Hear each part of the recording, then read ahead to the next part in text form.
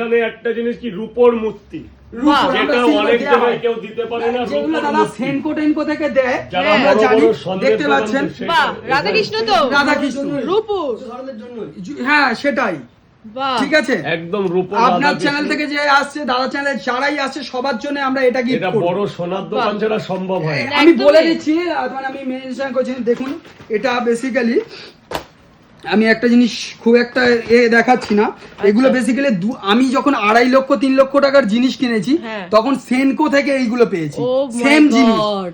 2.5 থেকে 3 লক্ষ টাকার আমি প্ল্যাটিনামের জিনিসপত্র কিনেছি, সোনার জিনিস কিনেছি। তবে আমি মেনশনও করে দিচ্ছি এই রকম জায়গায় এই গিফট থাকে।